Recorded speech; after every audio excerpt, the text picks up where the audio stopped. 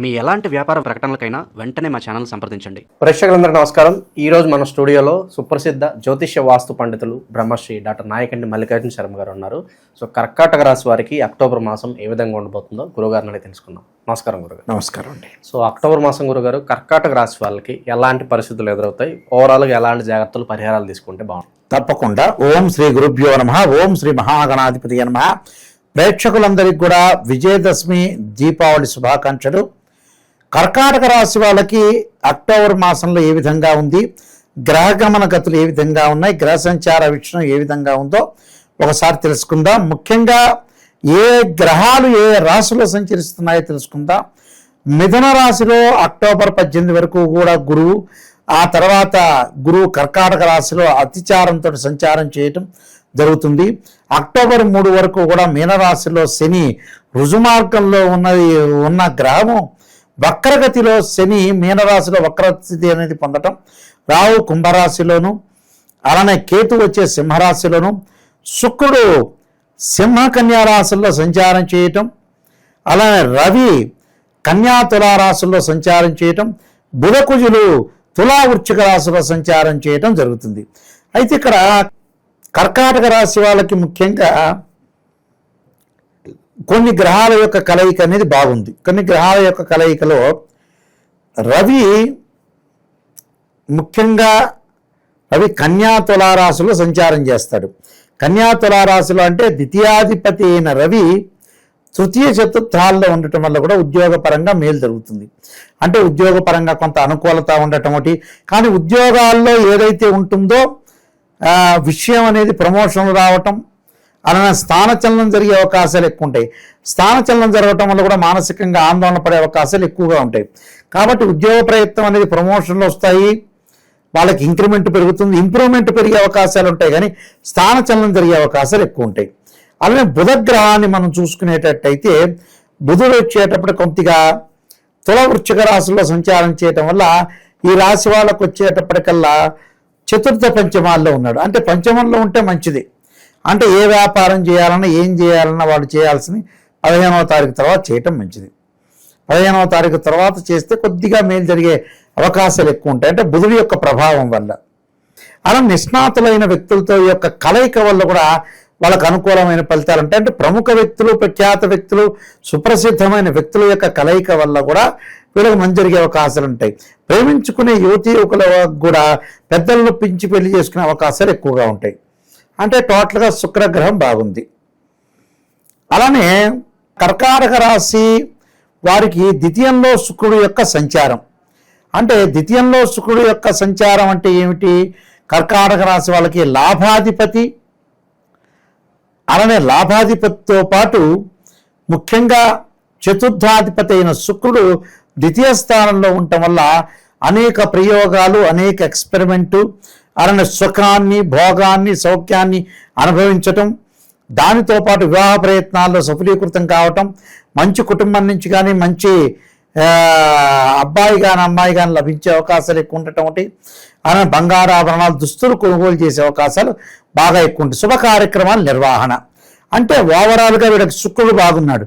శుక్రుడు బాగున్నప్పుడు శుభ కార్యక్రమాలు నిర్వహణ చేసే అవకాశాలు బాగా మెండుగా ఉంటాయి. అలానే ముఖ్యంగా మిగతా గ్రహాలు మనం చూసుకుంటే కుజుడి యొక్క ప్రభావం ఏ విధంగా ఉండబోతుంది చూసుకుంటే ఇక్కడ వీళ్ళకి వచ్చేటప్పటికల్లా దశమాధిపతి అయిన కుజుడు ఈ కర్కాటక సింహం కన్యా తుల వృశ్చిక రాశిలో ఉండటం వల్ల కొంత సంతానపరంగా ఇబ్బందులు కలిగే సూచనలు, సంతానం డెవలప్మెంట్ చెందట్లేదనే ఆలోచన సరళలు బాగా పెరిగిపోయే అవకాశాలు ఉంటాయి. అదే కుజుడు 6వ స్థానంలోకి వస్తాడు. అంటే కర్కాటకం, సింహం, కన్యా, తుల, వృశ్చిక స్థానానికి వస్తాడు. అంటే 5వ స్థానంలో వస్తే కూడా పెద్దగా అనుకూలంగా ఉండదు అని అర్థం. అంటే చతుర్థ పంచమాల్లో ఉంటే పెద్ద ఇబ్బందులు కలిగే అవకాశాలు ఉంటాయి. కానీ కొద్ది జాగ్రత్త పడి ముందుకెళ్ళటం చాలా మంచిది. అలానే ఈ రాశి వాళ్ళకు వచ్చే శని యొక్క ప్రభావం ఏ విధంగా ఉండబోతుంది? శని వక్రగతిలో ఉన్నాడు. వక్రగతిలో ఉండటం వల్ల ఆరోగ్యపరంగా ఇబ్బందులు రాకుండా చూసుకోవాలి.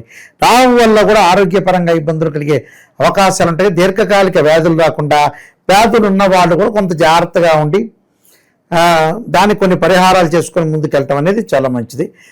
అయితే కొన్ని గ్రహాల యొక్క కలయిక వల్ల కొంత మంచి చెడుల యొక్క మిశ్రమం ఉంది. అయితే టోటల్గా ఈ రాశి వాళ్ళకి ఏ గ్రహాలు బాగున్నాయనేది కూడా చూసుకోవాలి. శుక్రుడు సంపూర్ణంగా మంచివాడు. ఈ ద్వితీయ స్థానంలో కేతు యొక్క ప్రభావం వల్ల భార్యాభర్తల మధ్యలో డిస్ప్యూట్స్ వచ్చే అవకాశాలు ఉంటాయి. అంటే భార్యాభర్తలు, భర్త ఒక మాట అంటే భార్య ఒక మాట అంతా సర్దుకొని పోవటం చాలా ఇంపార్టెంట్. కుటుంబ కలహాలు రాకుండా కాపాడుకోవాలి.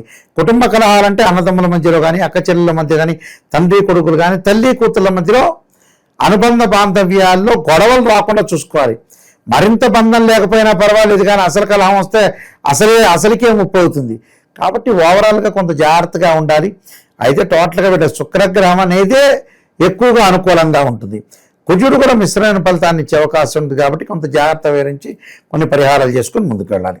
విశేషంగా ఎలాంటి పరిహారాలు, దైవారాధన బాగుంటాయి అంటారు గురుగారు వీళ్ళకి?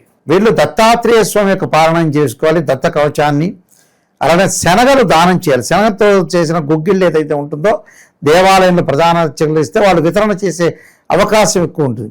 అలానే శని, కుజుడు, రవి యొక్క అనుగ్రహం కూడా ఉండాలి.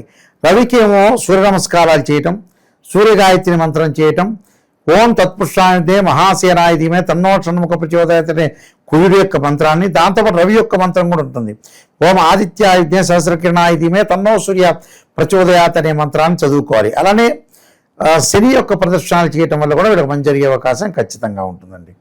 ఇక్కడ ఈ రాశి వాళ్ళకు వచ్చేటప్పుడు కర్కాటక రాశి వాళ్ళకి మెయిన్ ముఖ్యంగా శని వక్రస్థితిలో ఉందని అనుకున్నాం కదా. ఈ శని వక్రస్థితిలో భాగ్యస్థానంలో ఉండి వక్రస్థితిలో ఉండటం వల్ల ఆరోగ్యపరంగా ఇబ్బందులు రాకుండా శివుడికి, పరమేశ్వరుడికి నువ్వుల నూనెతో అభిషేకం చేయాలి.